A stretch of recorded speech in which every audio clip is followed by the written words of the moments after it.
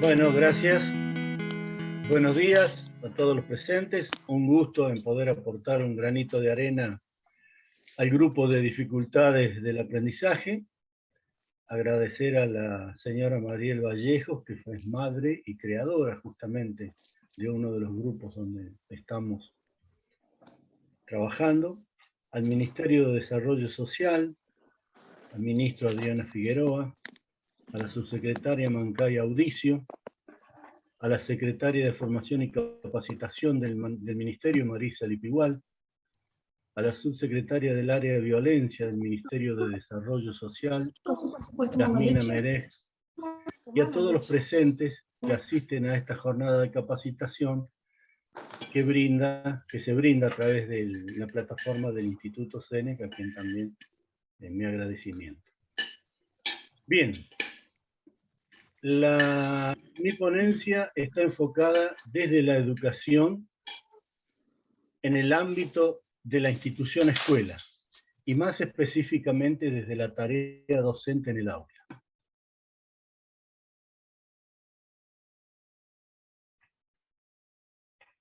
Bien, como se ve, esta ponencia va a constar de 3 tiempos. En principio voy a hablar de las instituciones y el no cumplimiento o mal cumplimiento de estas normativas. En segundo, me abocaré al recinto áulico en la no detección o confusión de estudiantes con síntomas de la deficiencia. Y tercero, la planificación con respecto a los estudiantes con síntomas.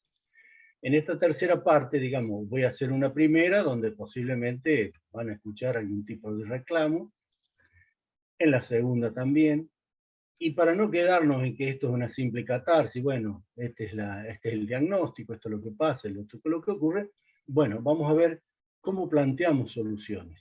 Si bien no va a ser una receta mágica, cuáles son las acciones que debemos desarrollar como docente frente al grupo de estudiantes, teniendo en cuenta la planificación, teniendo en cuenta las adecuaciones que debemos hacer, teniendo en cuenta las barreras que debemos salvar para poder ayudar a las personas que tienen justamente esta deficiencia. Que ya también lo explicó la anterior ponente, Gabriela, muy clara, muy buena. Bien, en principio voy a decir que la Ley Nacional 27.603 es de orden nacional. Allí se comienza a visualizar esta problemática y se le da la normativa a través de una ley. Básicamente esto no vamos a desglosar toda la ley porque nos llevaría mucho tiempo, pero simplemente decir que en toda ley se establecen los objetivos, se entiende de la problemática, se encarga de declarar un interés por la misma, y se puede dar una reglamentación o un anexo en el cual se van a determinar artículos de quiénes son los responsables, cómo se aplica, cuándo, de dónde salen los fondos, si es que si hay capacitación. Y la autoridad de aplicación, como dice aquí, tendrá a cargo las siguientes acciones. En esto, tanto la ley nacional como luego la 3015, que vamos a ver también brevemente, que es la provincial, establece los medios adecuados para esta detección, habla de capacitación, fíjense en el artículo B, bueno, en el A habla de los medios adecuados para la detección temprana de estas necesidades educativas, en el B habla de un sistema de capacitación para esta detección temprana, y después vamos a ver por qué detección temprana. Acá tiene mucho que ver cuando lleguemos a una parte que son señales de alerta, que es lo que yo, en la última parte, ¿no? ¿Qué es lo que a mí me dice que algo no está funcionando dentro de mi curso con determinado sujeto? Entonces, tenemos que hacer esa detección temprana, y esto, alguien había preguntado anteriormente a qué edad o cómo. Hoy ya se puede comenzar a detectar en la forma de actuar en algunas conductas que expresan los niños desde jardín. con mayor, digamos, facilidad posiblemente cuando aprenden a leer, que son en los primeros grados. Esto lo vamos a ver un poquito más adelante. Luego tenemos, bueno, la ley nacional se sigue explayando, etcétera, etcétera, pero digamos que hay un interés desde lo nacional en entender esta problemática y comenzar a generar normas. La ley provincial, la 3015 o la 3015, también habla de organizar, de tener la atención de los chicos, de una atención integral, niños, adolescentes, jóvenes, con dificultades específicas. En el tercero habla de promover el conocimiento, otra vez la detección temprana, porque esto es fundamental. Cuanto antes lo podamos detectar, mejor son las soluciones o los intentos que podemos llevar a cabo. Habla de quién es la autoridad de aplicación, en nuestro caso tiene que ver el Consejo Provincial de Educación. Y en otros artículos reglamenta esta ley. Habla de crear un área específica que garantice el seguimiento, la aplicación, el control de todo este tipo de acciones respecto a las DEA. Propicia el acceso, la permanencia y la terminalidad de las trayectorias escolares de los alumnos, de los estudiantes. Ahí se me escapó. Alumnos no quiero utilizar, van a ver que siempre hablo de estudiantes. Alumnos, el significado es sin luz. Si retrocedemos y vemos de la raíz de dónde viene, sin luz. Y hoy eso no existe, digamos, nadie viene sin luz. Todos tenemos un bagaje de conocimientos. Yo en este momento estoy hablando de determinadas cosas que posiblemente hay personas, los oyentes, los que están presentes, que sepan más que yo, o algo saben, o mucho de esto lo conocen. Entonces, sin luz no, es un estudiante, es alguien que está tratando de superar niveles de conocimiento. Así que perdón, ahí se me escapó. Bien, establecer procedimientos y medios adecuados, para esta otra vez habla de detección temprana. Desarrollar programas de formación. Y después cuando veamos qué tiene que ver todo esto con la violencia. Bueno, hay cuestiones que cuando las instituciones, ya lo vamos a ver más adelante, no cumplen con determinadas condiciones que han generado, esto genera algún tipo de violencia en la sociedad o en aquellos a quien va dirigido. Brindar acompañamiento, etc. Pero el gran problema de esta ley es que cuando entramos a la resolución 311, que es la que reglamenta, nos mete en discapacidad. Y ahí estamos en un problema porque, muy bien lo explicó previamente Gabriela, no tiene nada que ver la discapacidad. Si bien la discapacidad puede generar este tipo de dificultades, pero tiene otras connotaciones. Lo que es dislexia es si lo queremos ver, la distinta programación cerebral con que venimos al mundo, y luego el entorno, el contexto social, donde vamos a tener determinadas motivaciones o no tenerlas, y todo eso nos va a posibilitar mejorar o empeorar esta situación. Así que la resolución 311 tiene que ser, mejor dicho, la ley 3015 tiene que ser reformulada, y creo que están comprometidos en ese tema para hacer posible esta situación. Bueno, hasta acá entonces el tema de lo que es las instituciones que norman este tipo de cuestiones que nos ocurren en la sociedad. Y ahora vamos a ver el concepto de violencia. Entonces, cuando habla de cualidad de violencia, es la cualidad de violento, esta sería la definición. Se trata de la acción de utilizar la fuerza y la intimidación. Pero no siempre es tan así. Digamos, no habla, cuando vemos el tema de violencia, si uno googlea, busca, trata de encontrar información, va a ver que habla mucho de maltrato y abuso. Pero después vamos a ver que hay una línea directa, una conexión. Es directamente ese maltrato o ese abuso que puede producirse desde atrás de un mostrador, cuando tenemos un problema para que compramos algo y no nos devuelven el dinero, o cuando vamos y el colectivo no paró, o cuando quiero comprar algo y resulta que no lo consigo, o cuando tengo que hacer algún trámite y resulta que llene esta planilla, vaya para acá, venga para allá, no lo entiendo, ¿qué hago? Y no sé, entre a www.ra y eso genera justamente en la persona, ya sea un cliente o un paciente, depende del lugar en el que nos ubiquemos, va a generar una reacción de violencia, va a haber una indignación. La violencia también, si bien abarca otras cuestiones, yo me voy a abocar simplemente cuando se deja de realizar algo, por eso lo puse en rojo acá. Bueno, lo que decía antes, cuando se discrimina a una persona consciente, en forma consciente, se puede considerar que existe violencia. En función del entorno en el que se produce, esto puede ser de en distintos ámbitos. Yo me voy a abocar en este caso al ámbito escolar, a la violencia en el ámbito de la institución escuela. Depende de dónde proviene esta violencia, puede ser institucional, porque una definición muy básica de que lo que es una organización es la creación o personas que se organizan para generar algo que después se llama una institución, y las instituciones están hechas para dar felicidad a las personas, no están hechas para complicarle la vida. A nadie se le ocurriría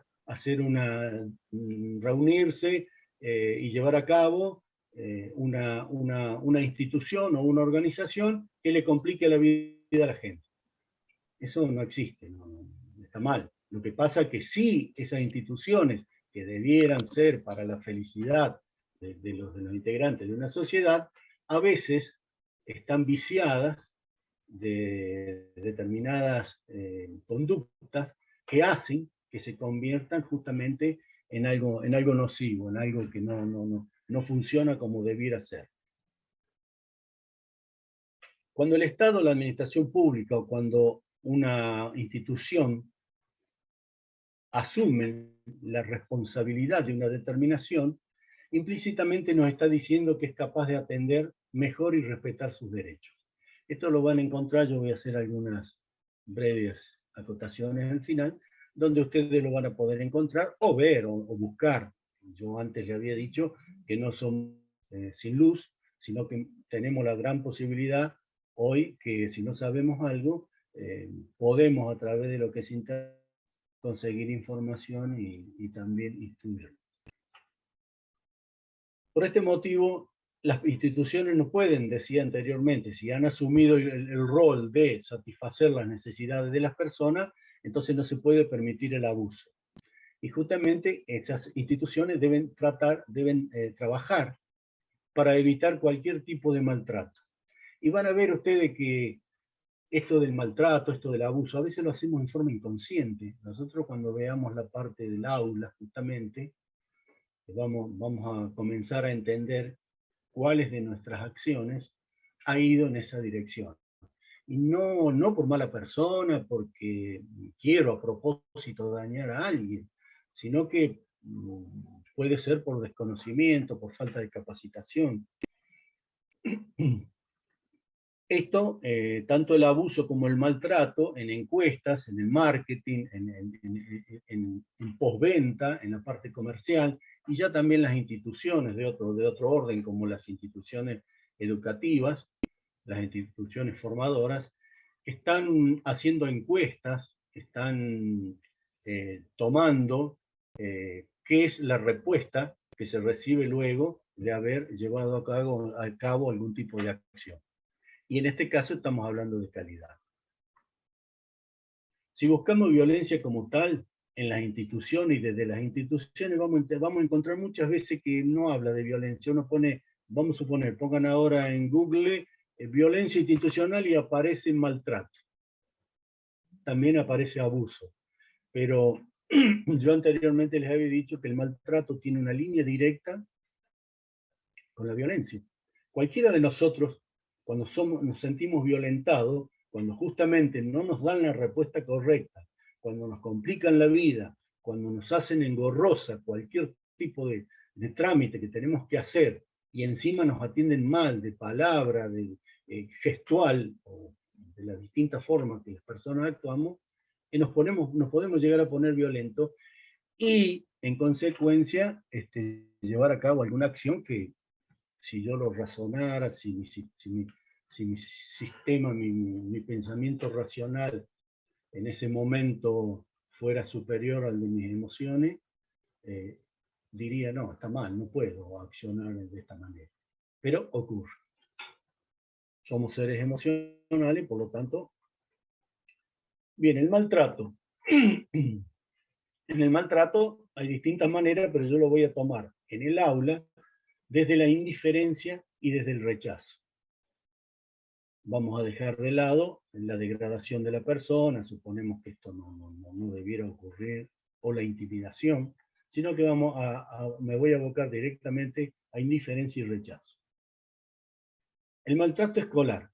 En este caso, cuando hablamos, acá en este caso yo coloco que fallan los controles para detectar situaciones áulicas. Y esto está relacionado con los equipos de conducción, nuestros equipos directivos. Cuando pasó un adulto, hoy, 40 años, 30, 50, 80, y se da cuenta que luego de haber hecho los estudios correspondientes disléxicos, quiere decir que en algún momento, perdón, pasó por la escuela y no lo detectaron.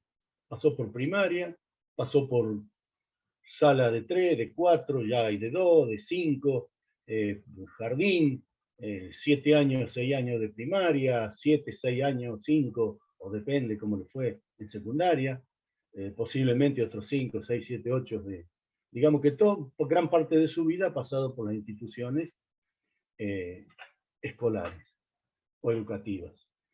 Y entonces ahí algo falló. Y en este caso, cuando yo hago de que no se pudo detectar, es porque los equipos de conducción tienen en sus manos la posibilidad de reunirse, de hacer apariciones en el aula, de consultar a los docentes, hacer reuniones con jefes de departamentos, conversar con los estudiantes. No es que están recluidos en una oficina y no salen. Tienen todas esas prerrogativas para poder actuar. Y entonces, cuando eso por alguna razón se hizo, no se hizo, o se soslayó, no nos dimos cuenta, o algo pasó, encontramos con que nuestros estudiantes siguen pasando de grado o de curso.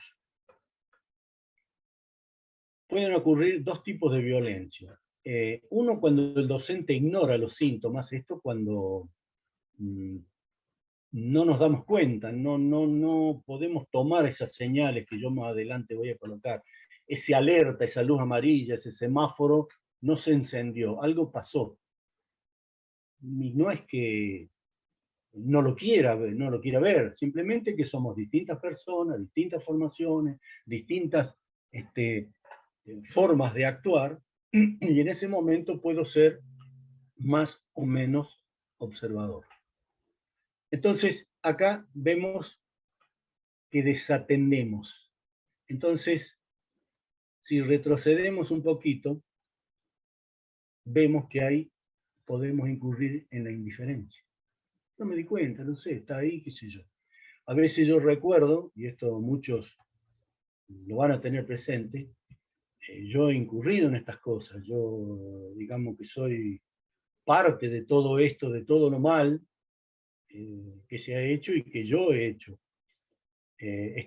Recuerdo estar en la sala de profesores, reunido con compañeros, y una pregunta, viene alguien y, che, el pibe esta piba, fulano de tal, de tercer año, ¿qué pasa? ¿Cómo la ves vos? Mira, yo la verdad la veo tan, no sé, a veces paso y la toco a ver si está viva. Le toco la espalda a ver si se mueve, hace algo. Estas cuestiones han ocurrido, yo soy parte de eso, no es que ahora este, soy el genio del descubrimiento de nada, simplemente es parte de mi bagaje, de mi experiencia y de todos los errores que he cometido. En este caso podemos entrar en lo que es la indiferencia. Bueno, no sé, no me importa, qué sé yo, está ahí, parece una planta, no dice nada, pero tampoco me preocupo en ir y acercarme a este joven. Y hay una diferencia. Yo acá no quiero marcar cuestiones, pero en el ámbito de primaria es más, hay un mayor acercamiento, hay otro tipo de empatía. No estoy diciendo que nosotros en secundario, en la universidad, somos unos cretinos, por favor, no tiene nada que ver. Pero ustedes vieron los maestros, el chico agarrado del guardapolvo de la maestra, de la mano, hay otra mirada, hay otro contacto, hay otra cuestión, otra empatía que permite ver con otro criterio, o con otras emociones esta situación. A veces en secundaria, y acá un poquito en defensa de nuestro sistema, tenemos 30 chicos por curso, tenemos 4 escuelas, tengo 280 estudiantes en todo el día, 500 hojas para corregir, 300 para mandar un práctico, entro, el bullicio, la escuela, el timbre, ¿no? Bueno, todo lo que vivimos, y encima a 30 tengo que tener una mirada, un ojo de lince para, digamos que el sistema, y acá sí en defensa nuestra, el sistema no está adaptado, no está en condiciones. Hay situaciones que no funcionan. Y eso hace que yo me pierda en ese laberinto y no logre ver qué pasa, y menos lo voy a ver si no estoy formado, si no tengo algún conocimiento que me permita acercar esos indicios, esos alertas, que ahora ya en un momento más los voy a colocar. Entonces, la otra, estaba hablando de la N1, y la otra es cuando, estando capacitado, porque acá también ocurre esto, confundimos y creemos que el tal o cual persona tiene esta condición.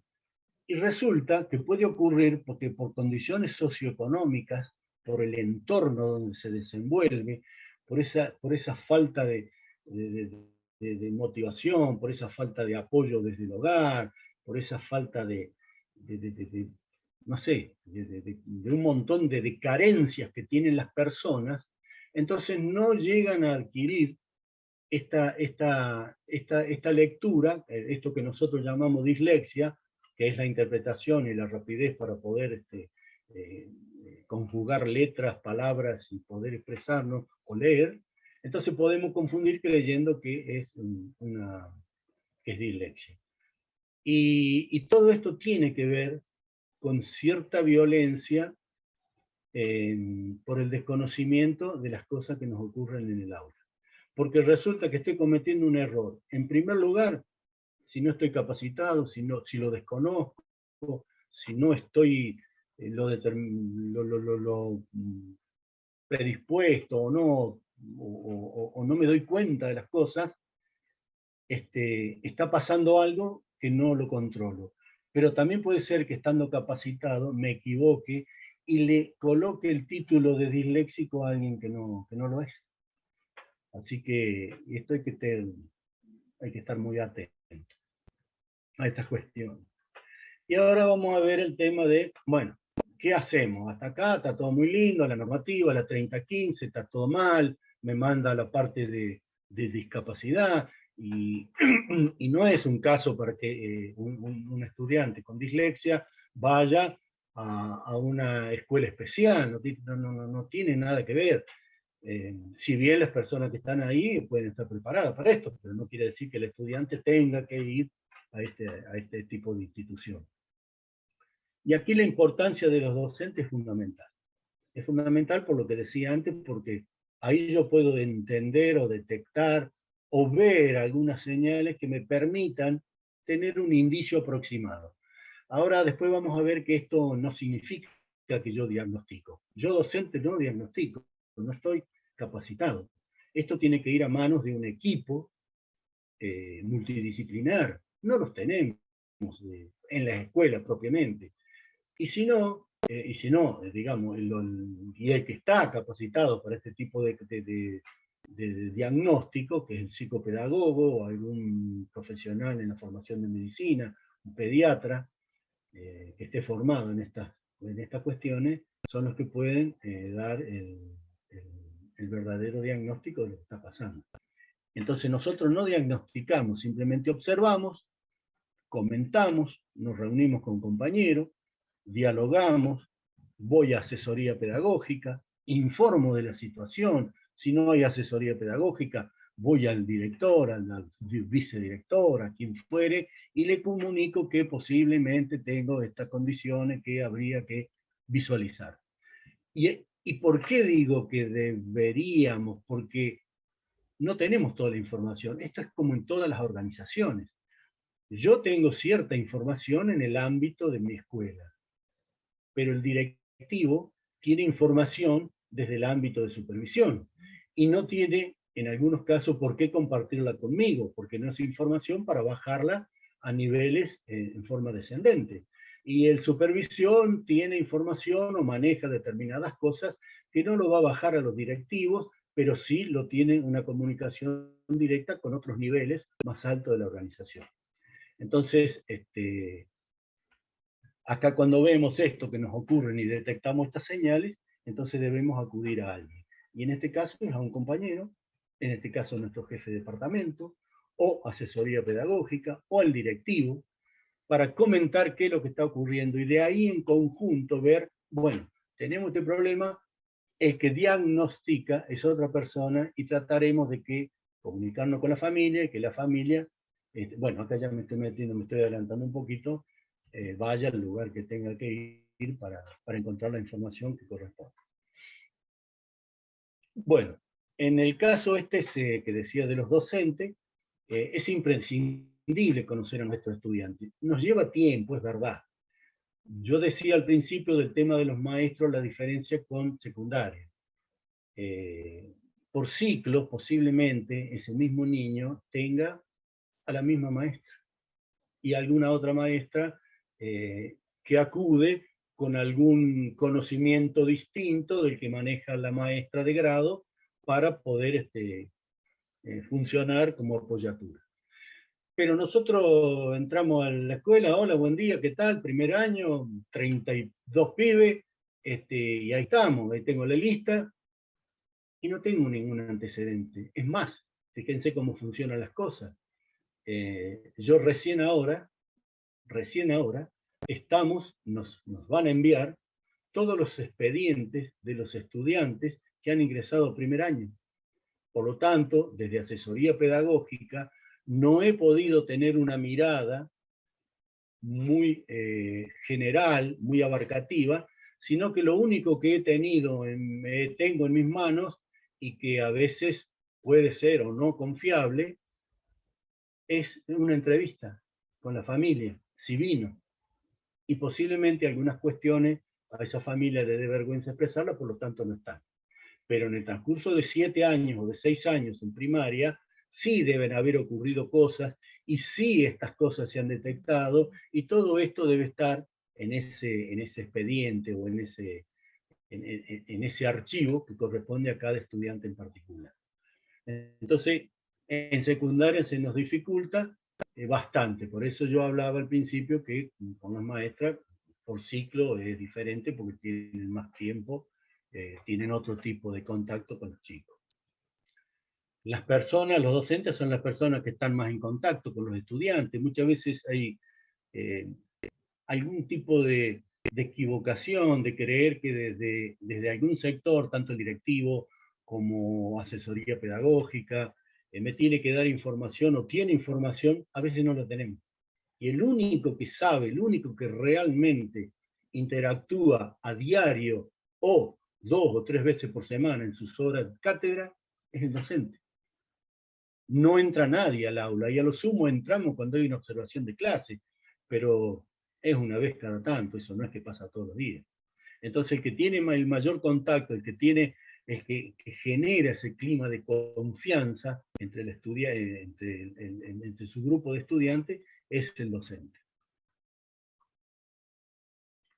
Entonces decía yo que es muy importante que estemos muy atentos a esos signos, a esas señales, a esos síntomas que vamos a poder observar justamente en el interactuar con nuestros estudiantes.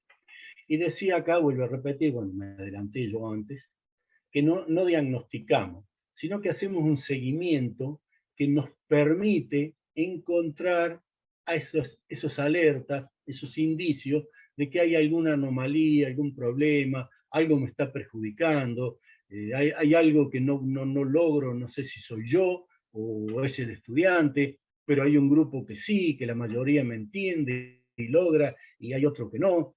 Bueno, ahí yo estoy dándome cuenta de este tipo de cosas. Y a veces, en la etapa secundaria o en la universidad, nos lleva mucho tiempo. Cuando yo tengo, en este caso me estoy refiriendo a chicos ingresantes a primer año. Resulta que los recibo, que tengo un tiempo para hacer un diagnóstico que va a ir en mi planificación. Estoy hablando de clases presenciales, estoy hablando de 5 años atrás, 3 años atrás, cuando no estoy hablando de esta nueva normalidad, anormalidad o normalidad, como queramos llamar, que tiene que ver con la pandemia. Entonces, si hay clase, no hay clase, si es virtual, si mezclamos, si no, que la burbuja 1, que la 2, que, bueno, ahí peor todavía. Entonces, veamos lo que pasaba. Yo tenía un tiempo, entonces podía hacer un diagnóstico, y en ese diagnóstico era justamente la observación de todo esto, para poder detectar, o por lo menos para ver dónde podía tener algún tipo de problema y prestarle un poquito más de ayuda o atención. Una vez que está distinguido el problema, entonces tenemos que, ya lo expresé, tenemos que ir a nuestro equipo directivo, a asesoría pedagógica, trabajar en conjunto. También me olvidaba de nuestros preceptores, que también son otras personas fundamentales de apoyo para la docencia, y que ellos también tienen una mirada muy, y es más, tienen un contacto mucho más estrecho que nosotros como docentes, ingresando 2 veces por semana al aula. Ellos lo tienen todos los días, y las 3, 4, 5 horas de clase que tengan, el preceptor es el que está alerta, en el caso de secundaria. En el de primaria, bueno, la maestra, que como decía, por ciclo tiene mucho más tiempo. Bien, ahora vamos a ingresar en esto que yo decía de los alertas. Entonces, estos alertas son: no aprende a leer cuando se espera. Es decir, que yo tengo, de acuerdo a lo que dicto a mi clase, y de pronto veo que el tiempo que le he dedicado y que muchos estudiantes cumplen, pero hay alguien que no. En este caso ya estoy hablando de grados, de los primeros grados, como decía, de las maestras. No logran terminar de copiar. Hay un dictado, aunque sea breve, detecto que no, en su cuaderno está borroneado, que no hay un sentido del espacio arriba abajo, si escribo a la derecha, a la izquierda, un desorden. Eso me empieza a alertar. No se pueden concentrar en el tiempo que se les pide, e incluso hay algunos chicos que, para tratar de salvar este problema cuando se está en clase, tienen algunas conductas disruptivas. Y eso también me tiene que llamar la atención. Hay un chico problema. Bueno, sí, pero hay que ver por qué. Y posiblemente está en que quiera evadir justamente esto de que no logro entender lo que escribió, se me mezclan las letras, se mueven, que la Q y la P no sé si es lo mismo o no, o están mezcladas, no tengo idea de qué se trata. Todo esto hace que, bueno, trate de evadirme por otro lado. No logran retener la información verbal que se les transmite, no escriben de forma clara. Esto decían, uno dice: wow, este pibe es un desastre, mirá que esta carpeta. Bueno, es una alerta a ver qué es lo que está pasando. Acá en este caso ya lo descubrimos un tanto tarde en secundaria, cuando comienza a tener una carpeta que es un desorden total. Ahí ya pasaron durante 6 años, 7 años, por una escuela y todavía no hemos logrado detectar qué pasó. No escriben de forma clara, no recuerdan las tablas, por ejemplo. Esto es fundamental, el tema de poder reproducir las tablas genera muchísimos problemas. Pero recuerden siempre, todo esto que estoy diciendo tal vez tenga que ver con un contexto socioeconómico que no es el deseado como para que todas estas cuestiones logre incorporarlas o superarlas. Entonces tal vez no estemos ante un chico con dislexia. Hay desorganización y la pérdida de útiles, van a ver que, bueno, en los primeros grados, más o menos, en segundo, tercero, llegamos séptimo, pero resulta que la hoja en el piso, la goma por allá, el lápiz de acá, se me perdió esto, todos los días los padres llamando a la escuela, mire, mi hijo se olvidó esto, se olvidó el otro, no trajo la campera. Y esto en secundaria, hay chicos que uno dice, bueno, es normal, son adolescentes. Habría que mirarlo un poquito más. Esas cosas ocurren siempre. Bueno, tiene desprolijidad y desorganización, ya había dicho, espacial en la hoja, o escriben una parte en una hoja, la dan vuelta y siguen del otro lado, o comienzan a escribir en el reverso de la hoja en vez de ponerlo en el anverso, en la parte de la cara inicial. Su producción escrita es muy pobre, no tiene nada que ver con la oralidad, y ahí me doy cuenta que a veces, bueno, esto lo vamos a ver como parte de intentos, de soluciones, que a veces en estos chicos tenemos que explotar la oralidad y no la escritura, porque produce un cansancio, algo extra que no es agradable. Tiene dificultad para evocar palabras e incluso inventan palabras. Cuando están hablando, trastocan algunas de esas palabras y uno dice que, bueno, sí, yo lo entiendo. Entiendo lo que está diciendo porque puedo decodificar el mensaje. Es lo mismo cuando escribimos. Escribimos en el WhatsApp y le metimos en vez de una T, una J, una H. Bueno, yo sé que ahí va una T, una J, una H y sé lo que me está escribiendo la persona a la cual que se está dirigiendo a mí. No disfruta de las tareas que implican la lectura. Produce rechazo porque realmente les produce mucha incomodidad. Justamente decía yo de las conductas disruptivas que tienen la impulsividad y la evadir tareas escolares, y la manera en que la evaden es a través de conductas no deseadas dentro del aula, que son las conductas disruptivas. Y no necesariamente quiere decir que patee los bancos, tire el borrador, sino simplemente que va a ser un chico inquieto, puede estar asociado al TDAH, que ya lo explicó Gabriela anteriormente, que es el trastorno por déficit de atención por hiperactividad, pero por ahí andamos, digamos que algo no está funcionando. Realiza sustituciones, acá vamos a ver un poquito lo que decía, rotaciones, cambios en letras, por ejemplo, la B con la D. Entonces escriben las palabras que cuando van con B resulta que le ponen la D, o con la P y la Q. Por lo tanto, escriben mal, nosotros decodificamos y está bien, entendemos lo que quiere decir, pero en la expresión escrita está mal. La U con la N, la D con la B, la T con la D, los sonidos, en este caso estamos hablando de los sonidos porque también tienen un problema con la conciencia de escuchar, del poder entender el sonido de las palabras, y cuando esas palabras tienen sonidos muy próximos, les genera algún tipo de problema. También confunden palabras, los por sol, lee por él. Estos son algunos ejemplos. Y entonces todo esto van a ver después, cuando nosotros busquemos cuáles son las soluciones, nos vamos a dar cuenta que para que no se confundan estas letras, debemos escribir espaciado.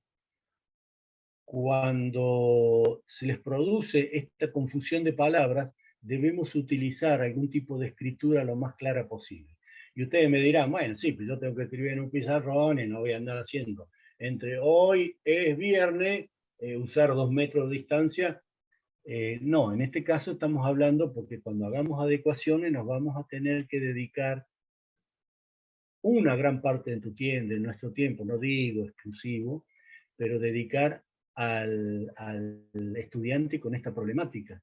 Entonces a él tendré que ver de qué manera le doy previamente lo escrito, si es posible tipeado desde una computadora, y en una computadora yo tengo desde la A hasta la Z multiplicidad de letras para poder elegir cuál de ellas es la más clara, y también puedo espaciar con mi tabulador la cantidad de veces que necesite, como para que el mensaje sea claro, sea separado, no haya confusiones. Bueno, pero eso vamos a verlo un poquito más adelante.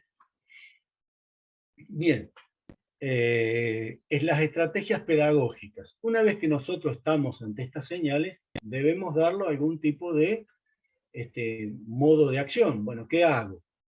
Y esas cuestiones están en nuestra mano a través de la planificación y la adecuación de contenido. Cuando hablamos de adecuación de contenido, pues vamos a ver que son que no tienen cambios en la currícula, o hay otros que sí lo tienen, pero ya nos estamos metiendo en el tema de la discapacidad, de armar proyectos pedagógicos individuales, que acá también podemos hacer un proyecto pedagógico individual para la trayectoria de ese estudiante, porque ese proyecto, que yo no lo coloqué aquí, si no se iba a ser muy extenso, nos va dando una traza, un registro de lo que va ocurriendo desde el ingreso a la institución, cuando pasa a segundo año. Mi compañero de la materia en segundo año va a tener una mirada o una experiencia de un año anterior de otro docente que lo detectó, que llevó a cambio de ecuaciones, que hizo determinadas acciones para superar estas instancias. Entonces ya el de segundo lo va a recibir de otra manera, va a tener otra información, y nosotros con información podemos tomar decisiones correctas. A veces tenemos información y no son todo lo correctas las decisiones, pero vamos a suponer que sí.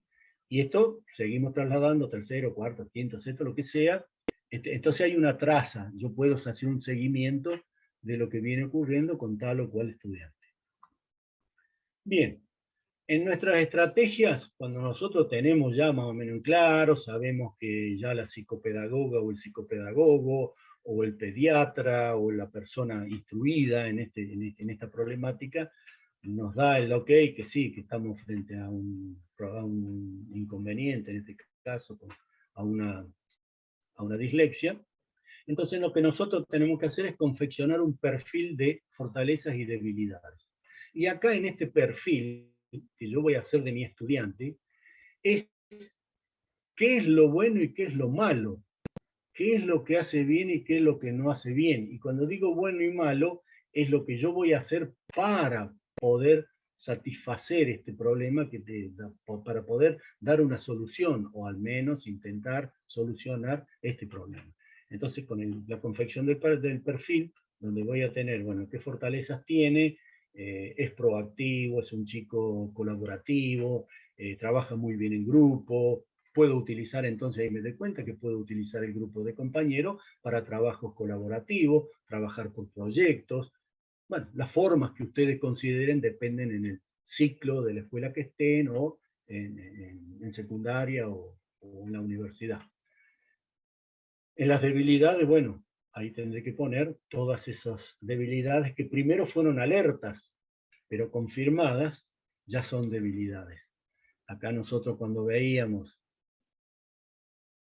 esto, producción escrita pobre, dificultad para evocar palabras, escaso disfrute, posible impulsibilidad, no aprenden a leer cuando lo pretendemos, no pueden escribir de manera... Bueno, todo eso que eran indicios o alerta, de pronto, una vez hecha la consulta y hay un diagnóstico firme, nos encontramos con que estas debilidades ya son parte de ese perfil. Tenemos que confeccionar un plan de intervención. ¿Y qué es un plan de intervención? Bueno, en principio hacer un bosquejo al menos de cómo voy a ver de tratar a este estudiante. ¿Qué voy a hacer? Me comunico con la familia, en primer lugar. Trabajo con el estudiante y con el grupo de pares con el cual él forma grupos. Voy a utilizar láminas, le voy a dar las consignas escritas, voy a ver qué cosas puedo hacer yo para intervenir en esta situación. Y ese plan lo tengo que revisar periódicamente, porque puede ocurrir que esté haciendo, llevando a cabo aplicaciones que no funcionan, entonces las tendré que cambiar. Tengo que mantener frecuentes reuniones con los padres, con otros maestros o con otros compañeros del departamento de tal asignatura en secundaria, con los profesionales, si me puedo comunicar con la asesora o el asesor o profesional de la medicina el que actuó. Y en todo momento deberé yo valorar, estos chicos necesitan siempre de tener el aliento permanentemente y valorar el esfuerzo que ponen en este proceso, no solo el resultado. A veces los resultados que nosotros queremos, que a través de, yo me imagino, me pongo, no soy yo del área, pero me pongo en profesor de lengua y literatura y cuando les dicto, les doy mis clases, yo pretendo que la devolución sean poemas o algo por el escrito, grandes versos. Bueno, lógicamente que me hago un enrase de máxima, pero en este caso no lo vamos a lograr, por lo tanto, valoramos el esfuerzo y el proceso que lleva a cabo y no solo el resultado. Tenemos que facilitarle la lectura con anticipación, ya sea con el estudiante propiamente dicho, la familia o con los profesionales de apoyo. ¿Y esto qué significa? Que si yo mañana voy a tratar, o pasado, o la semana que viene, mejor la semana que viene, voy a tratar el tema historia, el cruce de los Andes, bueno, que no se entere el mismo día que llegó a clase o el día anterior. Que ese texto que yo voy a desarrollar esté en sus manos previamente. Y no es una ventaja como para que supere a los demás y genere algún tipo de competición, no. Es simplemente para que logre, porque es terrible lo que le cuesta el poder leer, poder interpretar. Realmente es algo muy, bueno, un martirio sería una exageración, pero es bastante problemático. Y terminan muy mal, muy cansados, cuando me refiero cansados cognitivamente, porque tienen que dedicar muchos recursos cognitivos a la comprensión, que ya lo explicó Gabriela, de cómo viene esta configuración, cuáles eran las áreas que se iban entrelazando, y bueno, y hay algunas otras cosas más que a veces no nos permite el tiempo, hablando de tiempo, no nos permiten explayarnos y poner más diapositivas como para poder dar mayores datos. Tenemos que eliminar la presión del tiempo, porque si nosotros tenemos que logramos que nuestro estudiante pueda leer, no debo obligarlo una vez que lo he detectado, y aún así cuando no está detectado, evitar eso, porque uno dice, bueno, pues este no tiene vergüenza. Yo alguna vez, fíjense en esto de errores y groserías que yo he cometido, hacía pasar al frente a algún estudiante y no quería, pero era en otro tiempo, no era una mirada, no era el tipo pasado, no, hoy está muy difícil esa mirada ya se ha perdido, y en realidad lo que estaba poniéndolo era en ridículo. No lo sabía, por desconocimiento, por bruto, no me di cuenta de esas cosas. Entonces, cuando vemos esa negativa, hay que hacerlo. Y yo siempre ponía el ejemplo, usted el día de mañana va a tener el secundario terminado, va a estar en el barrio, y van a tener un problema de agua, un problema de cañería, un problema de cloaca, un problema de asfalto, un problema de no sé qué, y a usted entonces lo van a mirar como joven formado y estudiado, para que lea un discurso. Se imagina, peor. Peor, pobre, no solamente que lo amasijaba en ese momento, no solo el hecho de haber pasado a leer algo, sino la responsabilidad que le tiraba como un camión de piedra encima. Bueno, hoy me doy cuenta que eso no estuvo bueno. Entonces tenemos que eliminar la presión cuando lee, si es que logramos que lea en que se exprese ante sus compañeros. Hay que ofrecerle previamente un vocabulario relacionado con el texto o armar un glosario de palabras. Cuando nosotros vamos a darle justamente esa consigna escrita, si es posible en computadora, impresa en alguna impresora, con esa letra clara, con esa separación correspondiente, van a ver algunas palabras que, y ni siquiera, y es más, muchas de estas cosas las tenemos que usar, aunque el resto no tengan esta dificultad. ¿Por qué? Porque leen, hoy me pasa, yo lo veo, llamamos a alguien y bueno, a ver, explícame qué es lo que dice acá, y sí, y esa palabra qué, no sé. Y tampoco parece que hubo mucha preocupación en decir, bueno, no sé cuál es la palabra, busco el diccionario, o ahora es más fácil, me meto en Google, yo pongo la palabra y me dice el significado, entonces puedo interpretar lo que está escrito ahí. Si no, eh, nada, voy a leer y algo, y punto, sé leer, pero no voy a hacer interpretación de texto. Entonces sería conveniente darle, en este caso, y ya que está para todo el curso, porque no le vendría mal.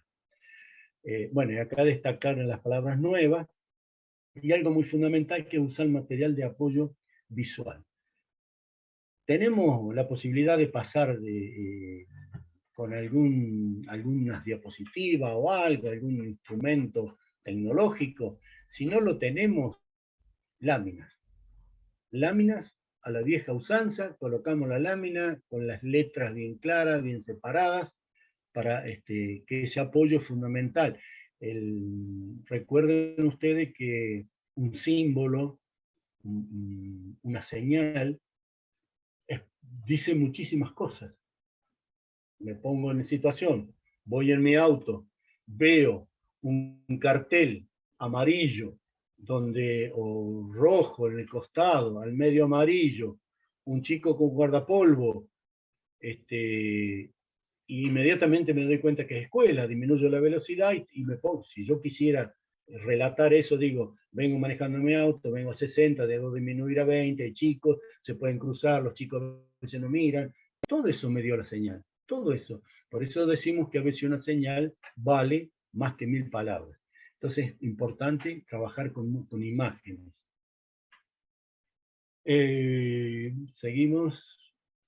Tenemos que elegir, cuando le demos, textos sencillos y acá vuelve a hablar de un nivel lector previo, es decir, que haya previamente leído como para, no solamente como para que se pueda expresar leyendo él, sino para que pueda interpretar cuando se trabaje en clase justamente este texto que hemos dado y que puede leer la docente, el docente o cualquier de los chicos del aula.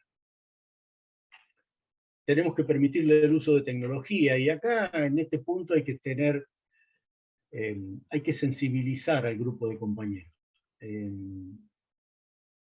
Yo doy algunos ejemplos de mi experiencia, no en este caso, no con dislexia. Me voy a salir un segundito de esto, que es con chicos que tienen PPI porque tienen algún retraso madurativo, que están en una escuela especial, pero que han ingresado o tienen algún montón de problemas. Entonces, cuando trabajamos con ellos, tratamos de que puedan utilizar determinada tecnología o que alguien nos esté acompañando o algo fundamental, sino algo fundamental, que es la sensibilización del grupo. Esto se debe hablar no en la presencia de la persona, sino con el resto y darle a entender, bueno, que tenemos que colaborar. Esto en primaria es muy fácil, los chicos enseguida, muy fácil, digo yo, si fuera tan fácil, pero en realidad no tienen pero ya en secundaria, recuerden, los adolescentes son un poco más punzantes en sus cuestiones sobre nombres, pullas, risas. Entonces, si uno sensibiliza de tal manera para que puedan entender que deben empatizar con alguien que está con algún tipo de inconveniente y que lo podemos ayudar, creo que justamente en eso y en las buenas acciones vamos a generar ese tipo de hormonas que decía Gabriela, como cuando hacemos ejercicio físico o cuando cuando llevamos a cabo algún tipo de acción que nos reconforta, cuando somos solidarios, cuando ayudamos, cuando somos empáticos. Entonces, en este caso, no se va a ver ese uso de la tecnología como una ventaja del otro. Bueno, no es ponerlo a leer en voz alta frente a otro si no quiere. Bueno, si quiere, bueno, recordar que nadie se va a ir a reír porque ya estamos todos compenetrados en que esto no puede ocurrir. Para poder evaluar su lectura, para ir acompañándolo, para que vaya mejorando, tenemos que darle textos cortos, no darle toda la novela para que la lea de corrido, sino que tomar algún párrafo, ver de a poco cómo vamos incorporando mayor cantidad o mayor carga en esa acción. Si trabajamos con fotocopias, tratemos de que sean claros, hago acá vuelta con el tamaño de la letra, más grande, más espaciada. Eso lo podemos hacer a través de nuestro ordenador. La cantidad de tareas que le demos tiene que ser moderada. Recuerden que luego de una jornada escolar donde han tenido, porque también hay un problema de prestar atención, tratar de leer, de interpretar las letras que se me van, que se vienen, que se me mezcló, que no, que el otro, y los ruidos del curso, que el que se levantó, que el que la rayó, que movió el banco, todas estas cuestiones le provocan una cantidad de atención, una cantidad de energía puesta en la atención que le produce un gran desgaste cognitivo. Eso tenemos que también tenerlo muy presente. Disminuir la cantidad de material a copiar, permitir el uso del grabador en la clase, incorporar la computadora. Todo esto que estoy colocando aquí son algunas. Lo otro se los va a dar la propia experiencia. Esto es una ayuda a memoria. Yo cuando entre al aula, no puedo tomar esto, acá está la receta, bueno, esto es así, así, así, no. Porque puedo encontrarme con respuestas totalmente distintas que no ameritan que yo pueda interpretar o accionar de cual manera como la que estoy explicando. Entonces esto está mucho en lo personal, por eso decía que el docente es fundamental en estas cuestiones porque es el único que está en contacto con sus estudiantes. No lo está ningún otro. Y así como nosotros no sabemos cómo es la situación en familia, la familia tampoco sabe cómo es el contexto del aula y cómo se desenvuelve su hijo con el grupo de pares y con el grupo de adultos en el caso de la escuela. Tenemos que en muchos casos sustituir la evaluación escrita, que sea oral, permitirles, porque en la oralidad van a tener menos inconvenientes para expresarse. No exigir desarrollo extenso de escritura. Esto también tiene que ver mucho con las evaluaciones. Todo esto que estoy hablando acá, estoy tratando de acotar, meter en una sola cosa y no separarlas en tantos subtítulos, tiene que ver también con el plan de acción de cómo voy a evaluar, por ejemplo, y atendiendo a todas estas señales, de qué manera puedo llevar a cabo justamente la evaluación. Bueno, vamos a entrar ahora en la planificación propiamente dicha. Cuando nosotros planifiquemos, depende de la forma, del formato que tenga, cómo lo vienen haciendo, eso no está en tela de juicio, acá no. Cada uno lo hace como se lo aceptan en la institución y como cree que debe ser. Si bien hay formas, por supuesto, que tenemos que respetar un diagnóstico inicial, una fundamentación de la materia, tenemos que respetar objetivos, tenemos que respetar de poner los contenidos del programa, bueno, todas esas cosas no tienen que estar, digamos que son comunes a todos. Pero luego el formato, la planilla, de cómo, la letra, bueno, eso es. Pero en lo que debo asegurarme es de que tenga un apartado en el diagnóstico, que siempre va a ser tarde para secundaria. seguramente en primaria ya esto lo tienen resuelto después del primer año, del primer grado, ya comienzan a tener una idea más acabada de esta situación, pero en secundaria un poco nos lleva más tiempo. Entonces el diagnóstico, posiblemente no logremos en ese diagnóstico encontrar con claridad quién está con este problema. Entonces seguramente no va a estar.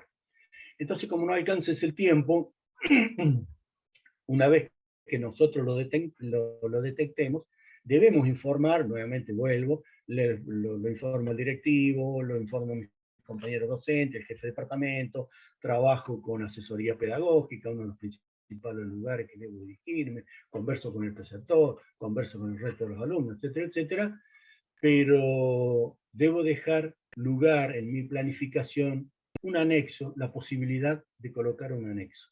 Si no hubo ningún estudiante con este problema, no hay ningún anexo, no hay nada, y punto, terminó, y nuestras clases fueron como siempre, y llegamos fin de año y ya está. Pero cuando tenemos un estudiante con DEA, entonces tenemos que tener previsto dónde lo coloco, porque si no, eso que yo hablaba de la traza, el seguimiento, no va a existir. Va a estar en mi cabeza y de pronto pido licencia, me pasó algo, no sé, cualquier cosa, una enfermedad, me rompí una pierna, tuve que viajar de urgencia, y vino un suplente y no tiene ni idea. ¿Qué sé yo? Entra y no puede volver a hacer otra vez todo un diagnóstico si no, sería imposible.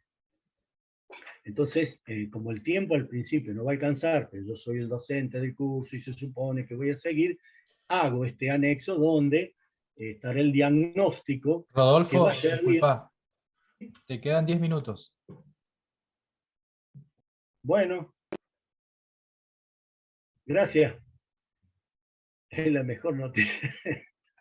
Bueno, se deben tener presente que las adecuaciones no son curriculares. Aquí no se trata de afectar, de modificar la currícula oficial, digamos, el programa. Vamos a hablar más directo sobre el programa. No es que voy a sacar contenidos de mi programa, de la materia que estoy dando. No, de ninguna manera. Son adecuaciones no curriculares, porque lo único que hago es utilizar una metodología que me ha dado un diagnóstico de alguien que tiene DEA y que por lo tanto debo accionar de determinada manera para poder facilitarle el trayecto, al menos por mi materia y por supuesto por la institución. Entonces, no son curriculares, recuerden eso. Tiene que ver con la metodología, las formas, las intervenciones que yo voy a hacer con ese estudiante y que van a tener que estar registradas en actas que hice con asesoría, con directivos, con otros compañeros, con quienes se relacionan. Algunos sitios de referencias consultados para poder ver esto, hay muchos más, yo simplemente coloqué algunos, pero dejo la inquietud para que cada uno de ustedes pueda indagar, pueda ir a buscar, cotejar, mirar cosas. Tienen estos sitios web que pueden encontrar bibliografía. Hay uno que es el de DISFAM, que es la parte de dislexia y familia en Argentina, que es muy importante, del cual podemos ser partícipe de eso para recibir información en forma permanente. Pero hay muchos otros sitios que ustedes pueden utilizar para informarse. Bien, finalmente yo les dejo, esto va a quedar para que, bueno, por una razón, yo quería finalizar esto diciendo, bueno, acá quedó, apago la computadora, me voy, chao, hasta mañana. Y volvemos a quedar en no ocupando los sitios, y esos sitios, cuando lo dejamos vacío, espacio sin ocupar, los ocupan otros.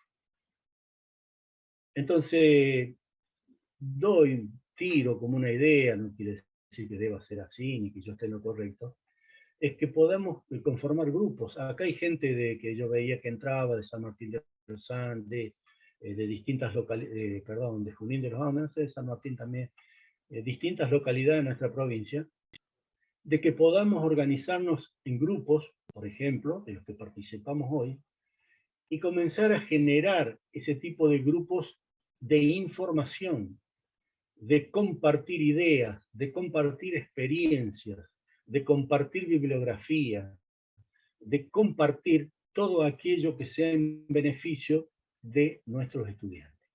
Y cuando digo esto, hay una sólida base, un sólido fundamento para todo, que tiene que ver primero con mi actividad docente, lógicamente, soy un educador, pero fundamentalmente que si yo no presto atención, si yo lo dejo pasar, si yo no me intereso, si yo no me capacité, si no me di cuenta, pongámosle H, B, J, lo que ustedes quieran, estoy desperdiciando el futuro de la vida de una persona. Cuidado con esto, no nos suicidemos por esto que estoy diciendo, no nos clavemos puñales, ojo, no. Hay muchas personas que ustedes ven a nivel mundial que han triunfado y son disléxicos, actores, empresarios, generadores de software para informática. Pero ¿y cómo lo lograron?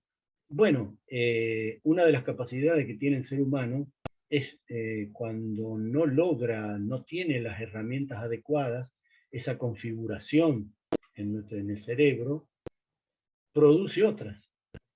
Una de las cuestiones es que nuestras neuronas se entrelazan, forman redes, y a partir de ellas comienzan a generar, a incorporar conocimiento, por supuesto, y a tener un crecimiento cognitivo. Bueno, cuando esas personas no te venían con esa configuración, como yo hago la analogía con informática, han buscado otros caminos alternativos que yo no los busqué, ni los tengo, ni los sé, ni los puedo emplear, porque nunca me ocurrió lo que le ocurrió a esas personas. Entonces, uno podría decir que tienen una serie de conocimientos que yo no puedo, no logro acceder. Tiene otra impronta, no es lo que tengo yo, y esas personas lograron triunfar con un gran esfuerzo, con un gran mérito propio. Entonces hay que tener mucho cuidado con esto, porque estamos formando a aquellos que el día de mañana en nuestra sociedad posiblemente sean nuestros líderes, posiblemente sean nuestros directivos, posiblemente sean nuestros ministros, posiblemente sean nuestros gobernantes. Esto no es un llamado de atención, por favor, ni quiero herir susceptibilidades. Pero podría ser una buena forma que empecemos a congregarnos y a compartir experiencias. Quieren hacerlos desde asesores, bueno, directamente grupos de asesoría. Quieren hacerlo desde materia, bueno, grupos de profesores de historia. Quieren hacerlo de como sea. Bueno, finalmente espero haber satisfecho la curiosidad o lo que quisieron o lo que pensaban que podían encontrar, y agradecer a todas las personas que se han quedado, que no, que no las dormí, espero que no, y que hayan aprovechado. Por supuesto, esto es mucho más amplio, yo simplemente lo he achicado lo máximo posible, y a veces en ese achicamiento no somos todo lo claro que debemos ser. Así que si eso ocurrió, les pido disculpas, pero agradezco a ustedes la atención. Gracias. Muchísimas gracias, Rodolfo. Ahí en realidad no veo muchas preguntas, en realidad solo veo mucho agradecimiento, ¿sí? Que fuiste muy claro con la disertación, que están pidiendo que el Power lo pongamos en algún lado, y entonces va el segundo mensaje parroquial que decimos, ¿no? Es contarles que todos ustedes van a ingresar a otra plataforma que les vamos a mandar en la semana, ¿sí? un link para que ustedes ingresen y ahí va a estar todo el material por ponencia. También va a estar en la plataforma el video de la grabación de estas ponencias, y en el canal del Ministerio, de YouTube del Ministerio, vamos a subir todo lo que quedó grabado desde acá. En realidad ahora tenemos un ratito, si alguien quiere hacer una pregunta o quiere abrir, podríamos abrir un ratito, un par de micrófonos, o que alguien levante la mano y abrimos un par de micrófonos si quieren alguna pregunta. Y todo lo que tiene que ver con lo general lo van a tener por mail en la semana, y les vamos a mandar, ¿sí?, un usuario y una contraseña donde ustedes van a poder estar, incluyendo el canal de YouTube del Ministerio. ¿Sí? Va a estar todo adentro de eso, así que pueden levantar la mano quienes quieran ir haciendo alguna pregunta. En las reacciones, ¿sí?, tienen una carita que les permite levantar la mano. Permiso, Marí. Igualmente, Rodo, primero, Rodo, ¿querés dejar de compartir tu pantalla? Así igualmente ya te vemos. Una de las cosas que fueron poniendo a lo largo del chat, que la verdad que lo que muestra es que podemos ir reflejando, viendo los conceptos o tanto las experiencias que Rodolfo iba trayendo en las experiencias propias de quienes están escuchando, ¿no? O me pasó en tercer año, o lo pude ver en tal experiencia en la escuela. Creo que lo podemos llevar a la práctica, y eso es lo vivencial es lo que muchas veces nos deja muy rico aprendizaje, y podemos empezar a cambiar algunos espacios a la hora de llevar la tarea, o sea, de realizar nuestra tarea, ¿no? Puntualmente lo llevo a lo que dice la ley con la que trabaja la dirección provincial, y es que la violencia es un hábito aprendido. Entonces, cuando yo empiezo a hacer conciencia, no solamente en los... llevándolo a la educación también, ¿no? Al espacio educativo y al espacio social o al espacio de casa. Cuando yo hago conciencia de que quizás esta práctica que antes sirvió, hoy puede estar cargada de violencia, y lo que nos pone es en un espacio de emociones que quizás no construyen en nuestro espacio como persona. Entonces, poder observar cada una de las experiencias que fueron poniendo, la verdad que me gusta, porque quiere decir que lo podemos ver en nuestro día a día, más allá de la teoría que fue trayendo Rodolfo. Hay una manito ya levantada, ¿eh? Hay un formulario de la ponencia número 2, ¿sí?, para la asistencia. Bien, Gabriela. Sí, ¿cómo están? La verdad, Rodolfo, excelente la ponencia en cuanto a todo lo que desde la sala de profesores, del docente puede hacer. Yo creo que es el que más está con el alumno, el que más termina conociéndolo. Y yo quería hacer nada más un aporte digamos, algunas inquietudes que estuve leyendo en el chat con respecto a lo del diagnóstico.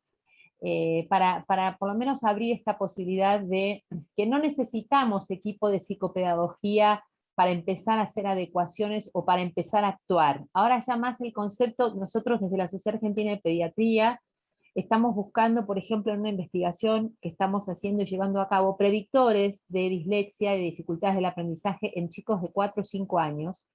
Hubo muchos estudios que saben que un niño a partir de los 4 o 5 años ya tiene predictores. Uno de ellos es el déficit de la conciencia fonológica, y que se puede investigar mediante pruebas específicas. Ahora estamos tratando los pediatras de también sospecharlo tempranamente en la consulta cotidiana del pediatra, cosa que va a llevar mucho tiempo también, porque así como los docentes, los pediatras, muchos no sabemos de qué estamos hablando cuando hablamos de dificultades del aprendizaje. Pero lo que quiero decir, el concepto es, no es necesario tener el diagnóstico para empezar a hacer intervenciones.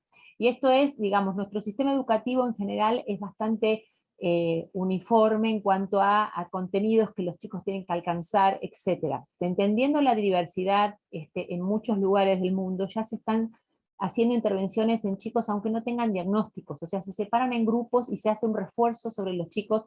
Obviamente por ahí trabajan con otras modalidades de acercamiento, parejas pedagógicas, se trabaja de otra manera. Entiendo que también para el docente solo frente a un aula es difícil, pero quiero decir que no necesitamos que tenga el diagnóstico, porque además el diagnóstico se hace cuando hay fracaso a fin de primer grado, tal vez, si uno lo sospechó a tiempo, y hay fracaso en la lectura, y entonces se espera el fracaso para hacer el diagnóstico, pero mientras tanto, uno viendo la dificultad, todavía no pudo intervenir. Entonces digo, las intervenciones, todas las que podamos hacer, deberían ser un lenguaje universal. Deberíamos poder tener un sistema educativo más abarcativo para esto, digamos, ¿no? Para no hacer intervenciones tardías, porque si no este chico atraviesa toda su primaria sin un diagnóstico, o con tropezones y con dificultades, y como no se, digamos, no hay adecuaciones tempranas hasta que no le hacen el diagnóstico, esto retrasa mucho y la performance se ve muy disminuida si no hacemos intervenciones tempranas. Este era mi concepto, para que no esperemos al diagnóstico para intervenir.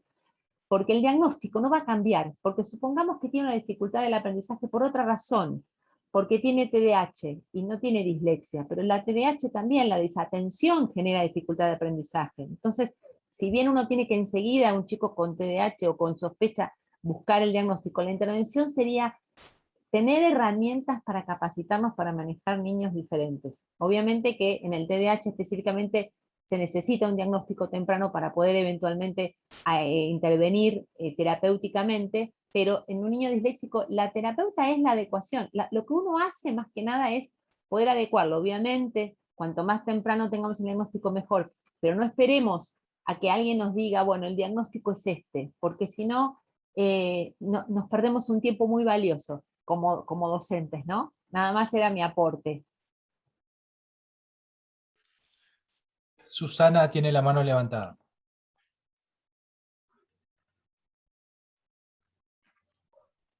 Hola, buen día.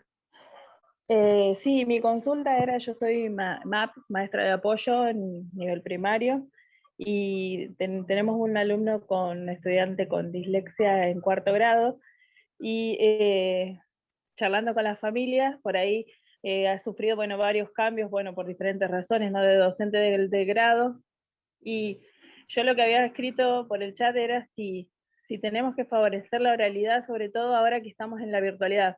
Nuestra escuela, por diferentes motivos, sigue trabajando en la virtualidad y va a seguir por un tiempo más de esta manera. Y bueno, la familia lo que plantea es que, bueno, que por ahí la docente de grado, que también es compañera y que trabajamos, ¿no?, como pareja pedagógica, plantea actividades donde después de favorecer esto del ida y vuelta, hablando por Zoom y explicando y demás, después les pide tareas que vayan por escrito, ¿no?, devoluciones por escrito. Y ahí es donde la familia siente la frustración de decir, es lo que cuesta, o sea, es lo que más cuesta es esa parte, y no se ponen de acuerdo con la docente en el sentido de que es preferible que no realice este tipo de actividades. En realidad mi pregunta era esa, ¿qué sugerirle a la docente? ¿Que siga favoreciendo la oralidad o insistir en algo que realmente lo frustra tanto a él como a su familia? Bueno, es cierto, estamos en un contexto atípico, no tiene nada que ver con el antes de esta pandemia, pero existe tecnología para eso. Yo te doy lo que hago por experiencia, no exactamente con un chico que tenga dislexia, de un 2º año, pero me contacto con él vía WhatsApp, hacemos una llamada, lo escucho, indago, hablamos, y eso para mí es motivo suficiente de saber cuál es su avance y escucharlo. Y sobre el tema, bueno, si uno piensa, bueno, pero este chico se puede copiar, no puede copiar, si ustedes recuerden que estamos en problema acá hablamos de la dislexia, tiene otras connotaciones, pero hablamos de la interpretación de texto, y en ese caso sería medio complicado que esté leyendo a Claro. alta velocidad, entonces tratemos de usar alguna tecnología que podamos tener a mano. Y eso te lo da la experiencia. Acá es donde yo hablaba de ese compromiso que tenemos como docente. No sé si soy claro en esto. No, sí. En realidad creo que ahí debemos también hacer un trabajo entre pares, porque yo lo que siento es que mi compañera es la que está exigiendo algo que yo lo comprendo, porque yo de hecho hago esto, trabajo con videollamadas con él, y siento que él cuando conmigo, trabajando siempre oralmente y tiene una buena comprensión, disfruta, digamos, ese momento en el que nos encontramos. Pero él se niega muchas veces a querer ingresar a las clases con Zoom con su docente, justamente porque se siente incómodo, y aunque sean videollamadas solo con él, también le empieza a doler la panza si quiere ir, o sea, siempre busca evadir ese momento. Y bueno, creo que ahí me parece que también debería haber un trabajo, sí creo que ahora después de esto también charlar con mi compañero y decirle, bueno, vamos a ir por otro lado, para favorecerlo a él, por supuesto. Sí, bueno, esa es la idea. De otra forma, hacer nuevos descubrimientos, nuevas maneras de actuar. Esto no, por eso te decía que no hay una receta en esto. Y cuando nosotros lo detectemos, lo tengamos, si bien decía acertadamente Gabriela que no esperábamos el diagnóstico, tiene mucha razón en eso. En realidad lo que quería exponer es una cuestión es que, digamos, yo tengo un diagnóstico del contexto socioeconómico que resulta que me da un resultado distinto al del chico que puede tener ya definitivamente la dislexia. Pero sí, tiene razón, no podemos esperar a que pase el diluvio para actuar, ¿no? Bueno, eso sí, no sé si te sirvió. Sí, muchas gracias. Muchas gracias. Bien.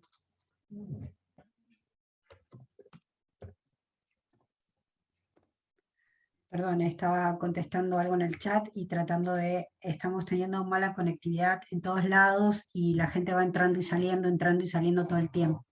Así Ángel que Robles. Sí, dale, Marí. Ángel Robles, ¿habías levantado la mano? Sí, pero ya la consulta fue contestada por el chat. Estoy viendo a ver cómo podía bajar la mano. Ah, bien, ahí te la Bien. bajamos. Genial. Gracias. Bien, tenemos un espacio. ¿Hay alguien más con la mano Hay levantada? una manito más, María. Romina Así Hernández. nos Romina. vamos al corte.